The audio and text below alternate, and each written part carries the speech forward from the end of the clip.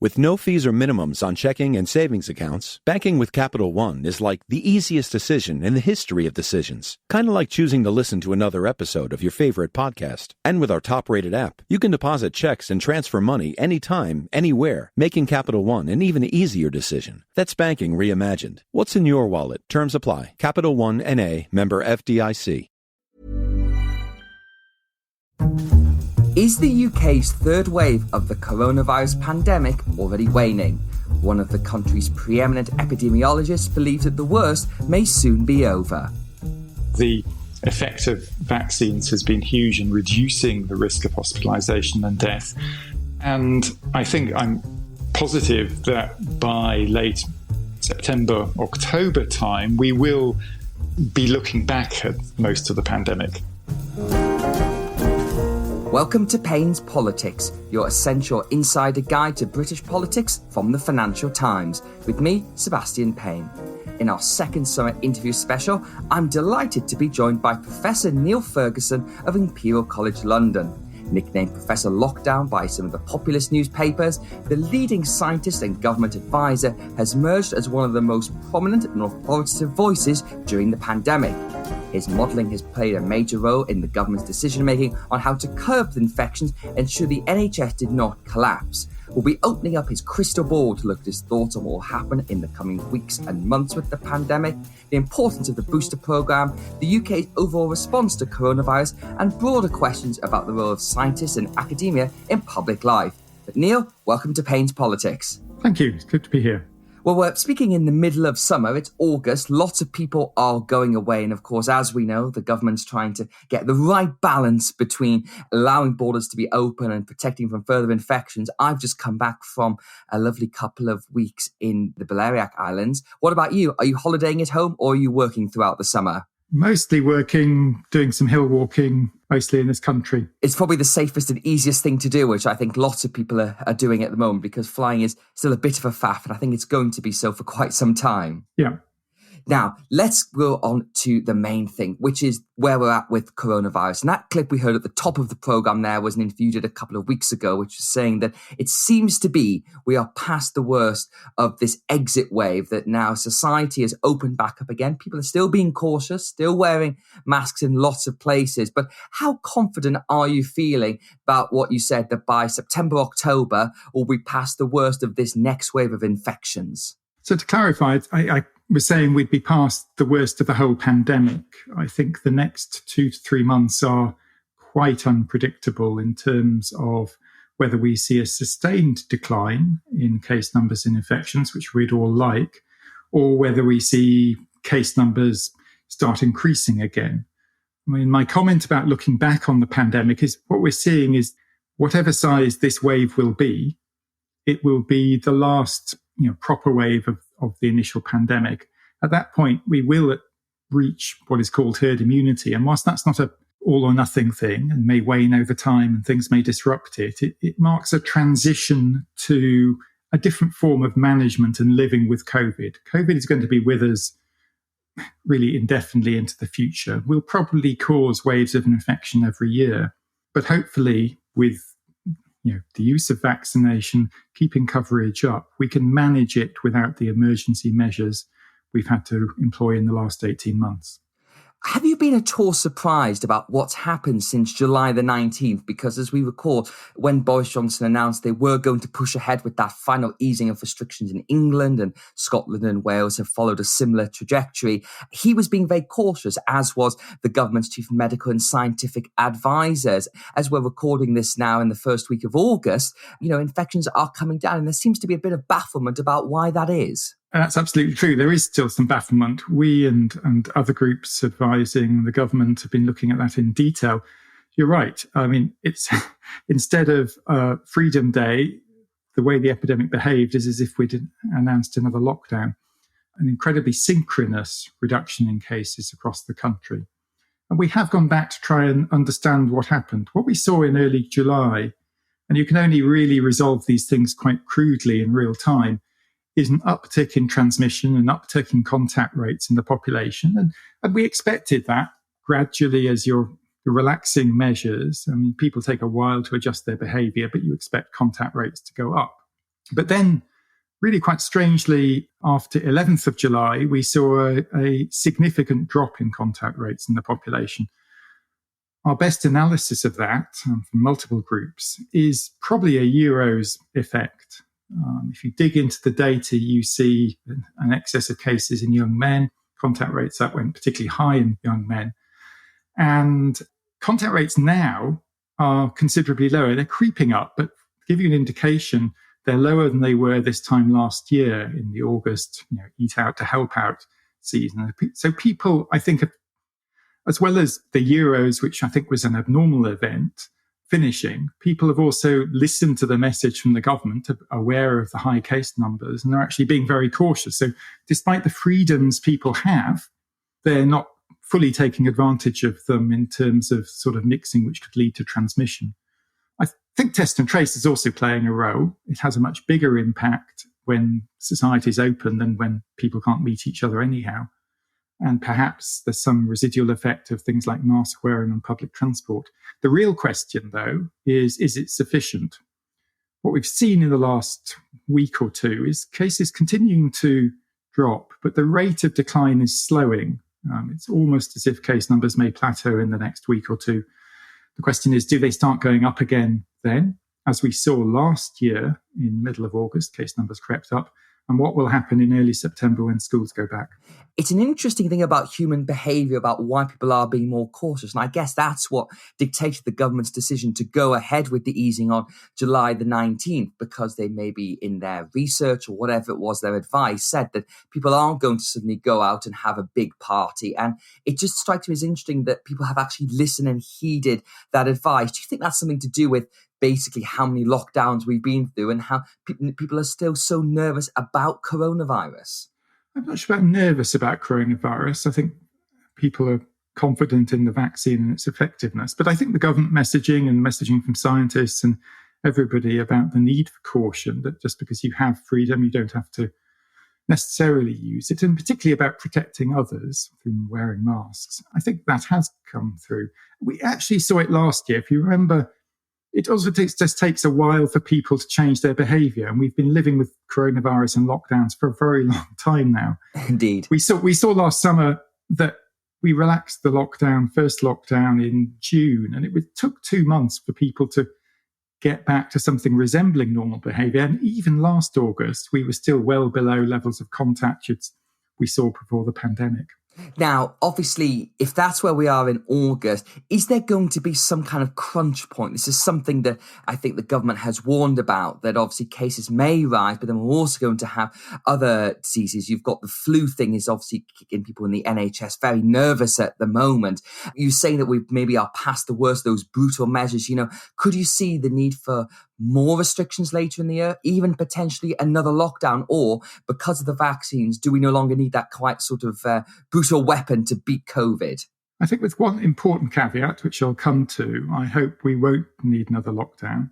I should also say the higher we can get vaccine coverage, the better, and vaccinating 16 and 17-year-olds from that perspective will be a good thing. It will further boost the immunity of the population and reduce transmission. But I think we are in for particularly the health service is in for a difficult winter. Multiple scientists and groups have said this. We haven't had a significant flu epidemic now for going on for 2 years. People's immunity will have waned, particularly those people who don't get vaccinated every year. So we can expect potentially quite a bad flu season. And we know winter pressures on the health system take it to very close or over capacity most years. And so I think this year will be difficult. I don't think it will necessarily merit lockdown. My one caveat to that is the evolution of coronavirus is highly unpredictable. And so clearly, and I think the government has said this too, if we, in the worst case where a variant arises which substantially escapes the immunity given by either past infection or vaccination, that could unfortunately set us back somewhat. Whether we need to go to full lockdown, I think, is open to question. But in that circumstance, I think some social distancing measures might need to be introduced again. And what's the likelihood of that happening? Because obviously, I think from the very beginning, scientists like yourself always said there could be a new variant that emerged. And we obviously had the Kent variant, which I think obviously became the Alpha variant. And we've now got the Delta variant, which has become dominant in the UK and many other parts of the world. And I've read various things from other scientists saying that, in fact, they think that it's unlikely to evolve into a vaccine escape variant. So there are constraints on evolution. Viruses can't do anything they want. They have certain molecular receptors which they bind to, and they can't evolve to completely escape the immune response. The question is degree, really. So we know the Delta variant partially escapes immunity. Thankfully, protection against severe disease seems to still be very high, but probably protection against infection, even people with 2 doses of Pfizer, is somewhere between 65, 70%, something like that, from the latest National Statistics Survey data and other studies. And so it's a gradual, if we lost another 20%, and if protection against severe disease was even compromised a little, then that could still cause significant challenges. So as to whether it's going to happen, we really don't know. We're monitoring variants all the time. New ones are popping up all the time. Probably the infection levels globally are higher than they've ever been. So constantly we're getting new mutations in this virus, new variants emerge. We just have to see what happens. Now, of course, one thing the UK is doing to try and get ahead of this is the booster programme. And as you mentioned, it's going to start in September, and it's obviously going to start with the most vulnerable people.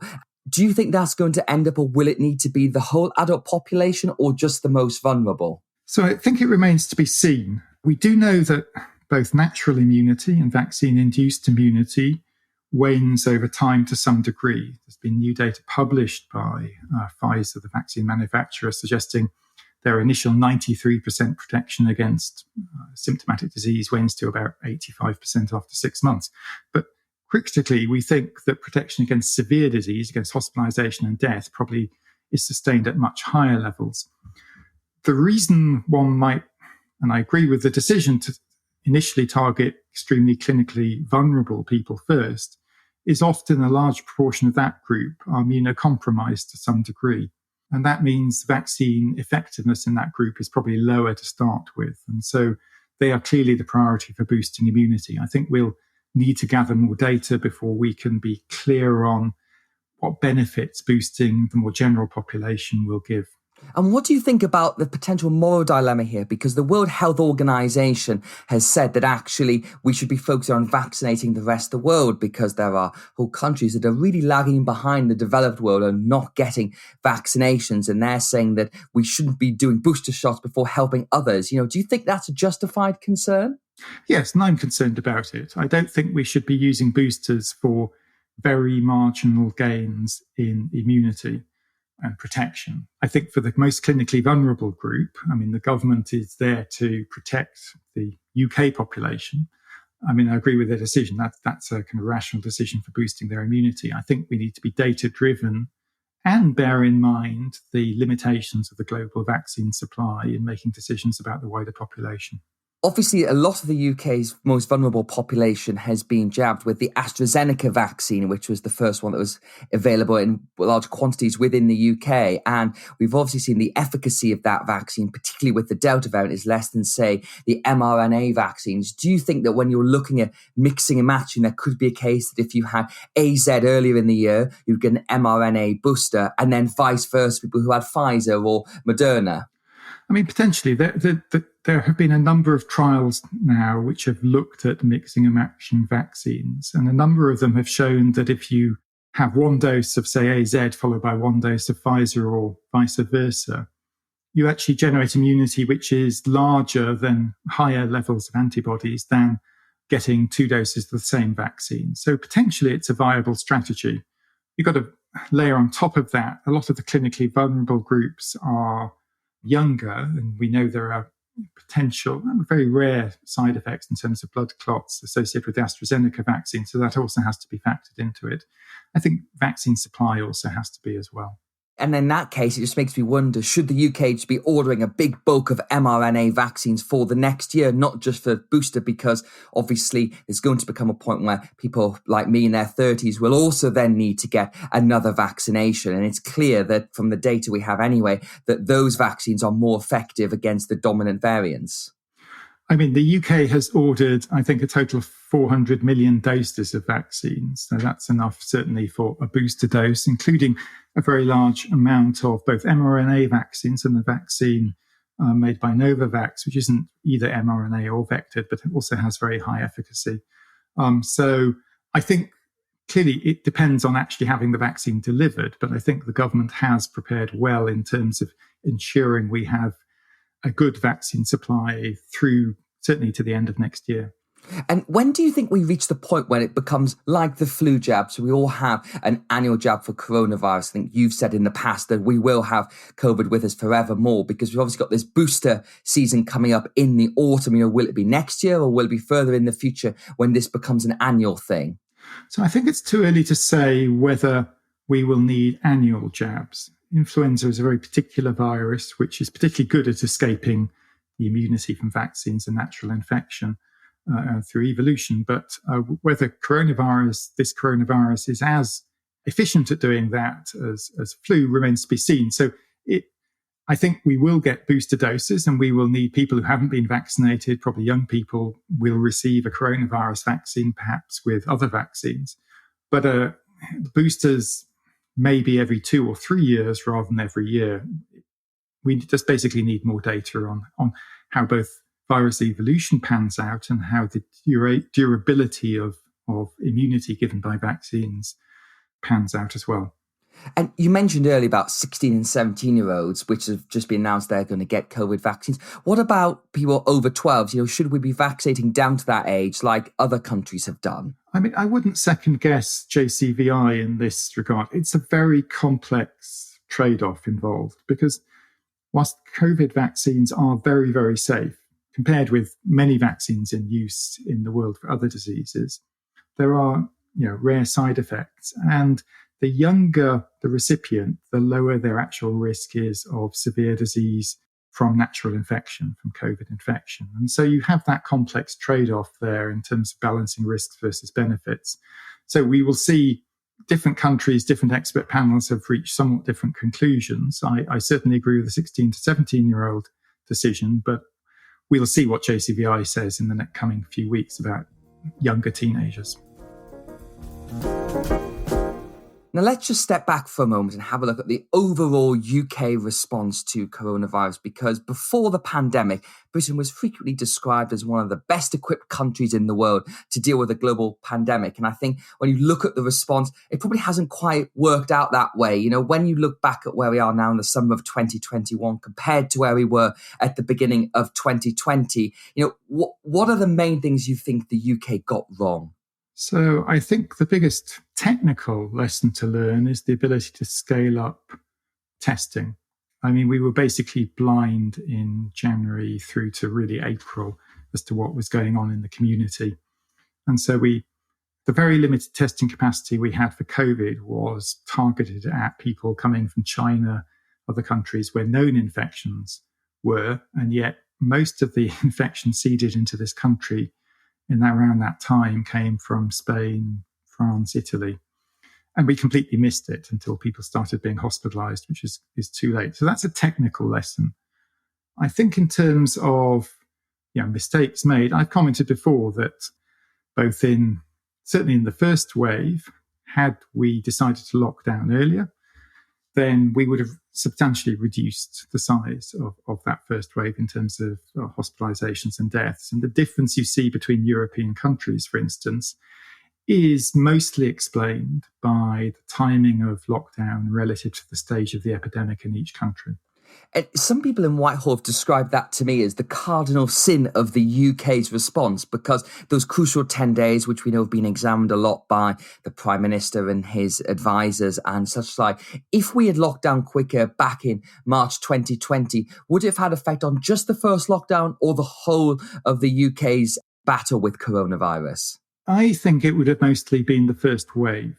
because infection levels by July of last year had got to very low levels. And really, we had seeding of infection back into the country. Indeed, the strain of virus which took off in late August and September was imported. So we're really talking about a discrete period of time. And so, I think the public inquiry will, I'm sure, go into minute detail about the advice and policy decisions around March. I think hindsight is a wonderful thing. And there was huge uncertainty at the time, and people were weighing up, catastrophic decisions for the economy and people's lives in the face of a lot of uncertainty. So I think in some sense, the delays there are more understandable, even if regrettable. I think where there is less excuse, if you want to put it that way, is what happened in the autumn when we knew exactly what we were facing. And all the scientific community said, if you allow the virus to grow exponentially, eventually that will translate, case numbers to rise, it will translate into hospitalizations and deaths. You'll be living with a high level of infections, whilst if we act early, it doesn't cost any more because you can release measures earlier, but you keep infections lower. And I think it was highly regrettable, not just in this country, but across Europe. The politicians felt unable to act in a prompt manner, despite what had happened earlier in the year. And bear in mind that now 2/3 or more of deaths in the coronavirus epidemic in the UK happened from 1st of November onwards of last year. And I wonder as well, because obviously we know that Boris Johnson has an adverse reaction to lockdowns, and we've seen various comments from his former chief advisor, Dominic Cummings, to that. Well, I have to say, nobody likes lockdowns. I hate the moniker Professor Lockdown, and I dislike lockdowns as much as anyone else. The idea that somehow they're ever going to be something one would desire to do is laughable. The only reason for doing them is to prevent the health system falling over, in my view.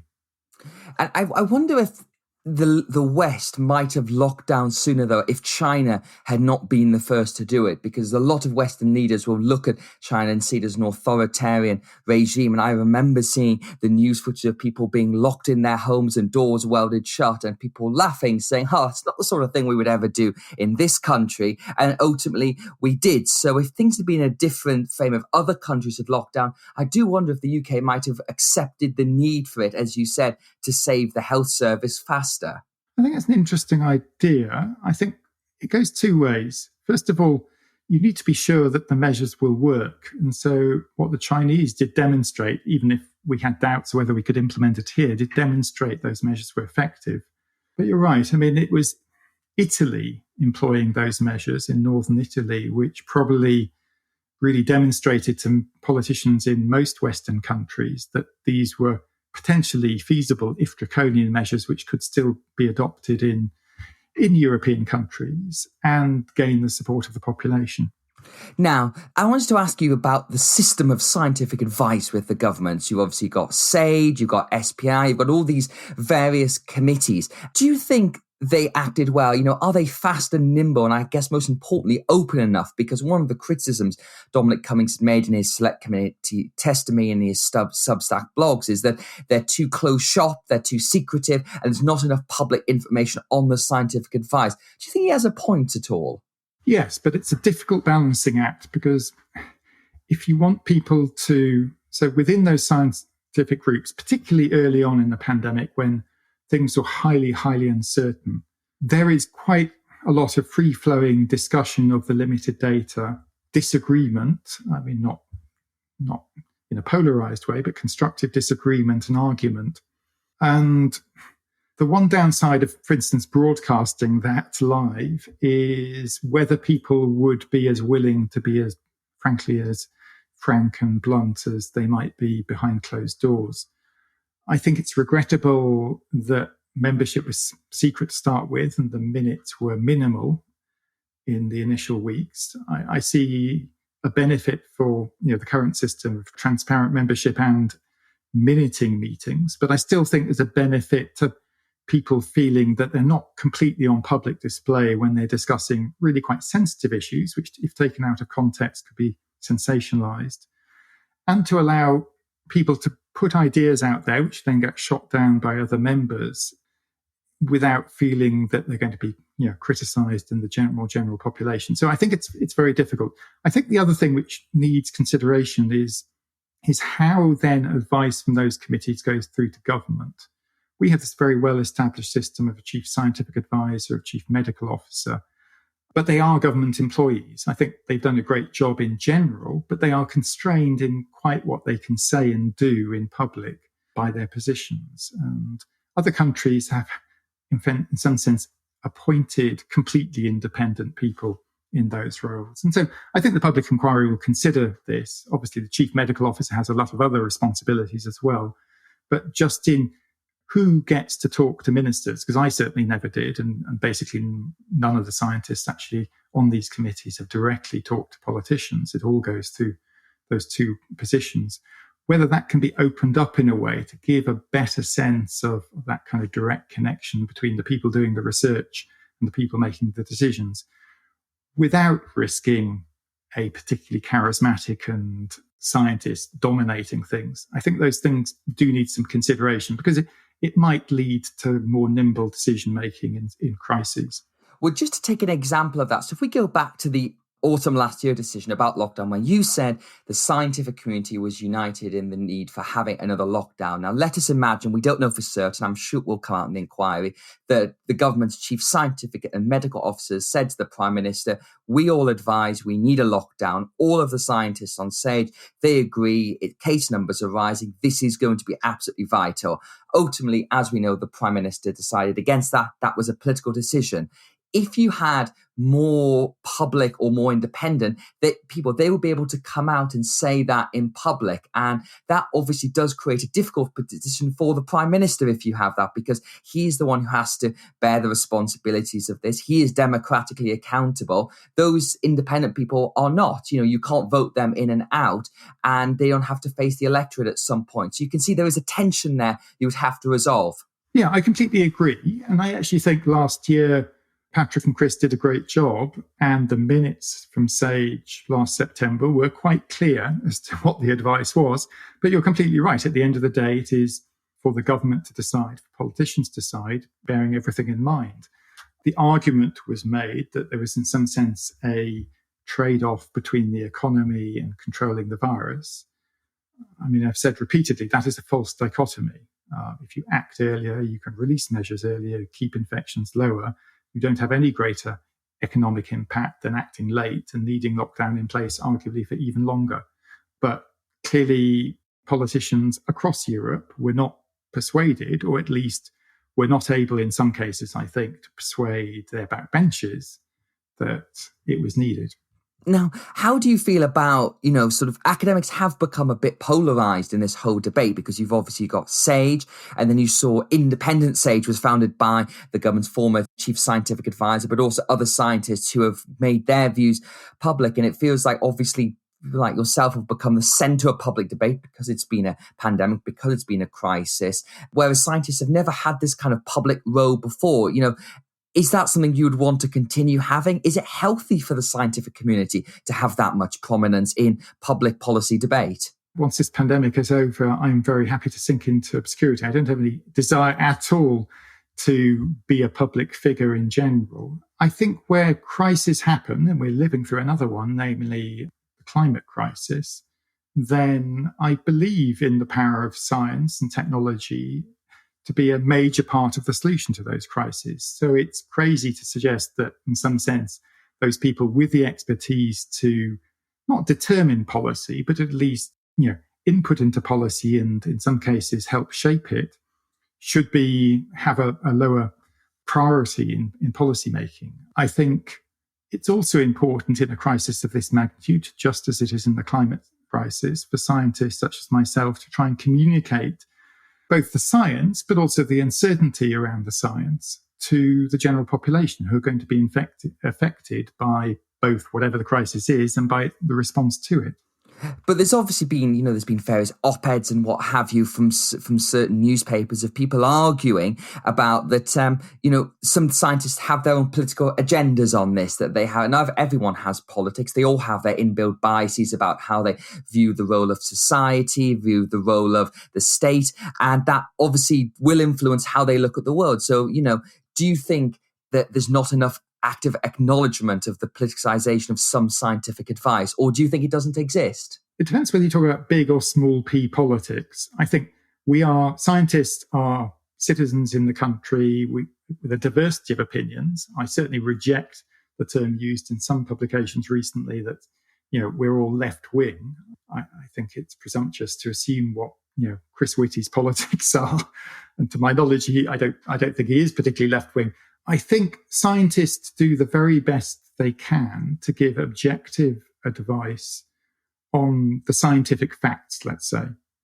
There is, of course, an area of applied science, what I work in, what many climate scientists work in, which is to say, what is the likely impact of then control measures, of policy changes on whatever you're trying to manage? I don't even think that is necessarily politicized. I think there's a difference between saying, well, if you do this, this will happen, this may happen. If you do that, this may happen, and advocating actively for a particular policy. I think that's what crosses the line into something which could be described as political, at least with a small p. I don't think most scientists have a significant political agenda in any sense. I mean, all the scientists I know, including myself, do our very best to avoid it. I mean, I've advised Conservative governments, Labour governments in my time, and I don't feel that I've been influenced at all by my own personal political views. And then finally, Neil Ferguson, I just want to ask you about your sort of role as a modeller. And obviously, when you made some comments about what might happen with reaching hundreds of thousands of cases a day, I think there was a little spat you got into with Nate Silver, the US famous election modeller. And he was not having a go at you for modelling per se, but for being so confident about a particular outcome. What do you make to that accusation? Well, I think the lessons I've learned there is if you say something is almost inevitable, then almost inevitably it won't happen.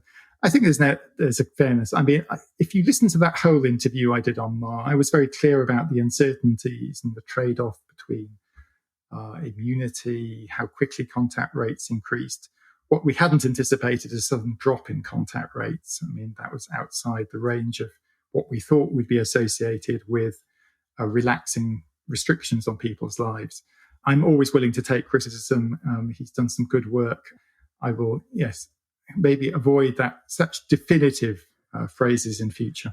And do you think sort of modelers are now going to remain, a big part of the public realm because people have gained huge fan bases on Twitter? And, do you think that may have an impact on our national literacy, for example, mathematical literacy, I should say?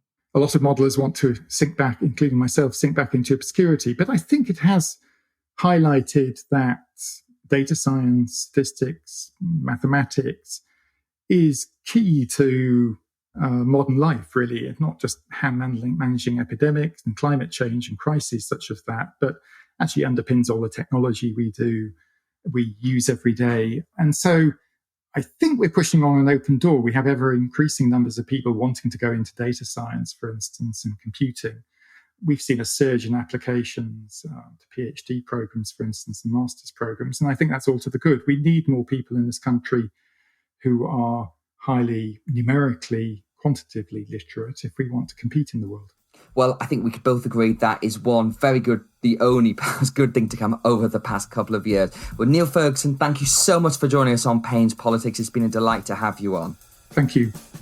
That's it for this week's episode. If you enjoyed the podcast, then we'd recommend subscribing. You can find us through all the usual channels, Apple Podcasts, Spotify, Google Podcasts, and your smart speaker to receive episodes as soon as they're released. We also do like a positive rating and a nice review.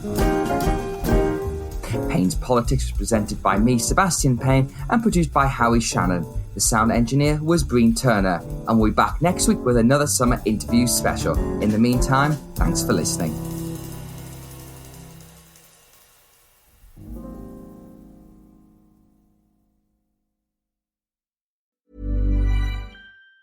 With no fees or minimums on checking and savings accounts, and an app that lets you bank anytime, anywhere, choosing Capital One is like the easiest decision in the history of decisions. That's banking reimagined. What's in your wallet? Terms apply. Capital One N.A. member FDIC.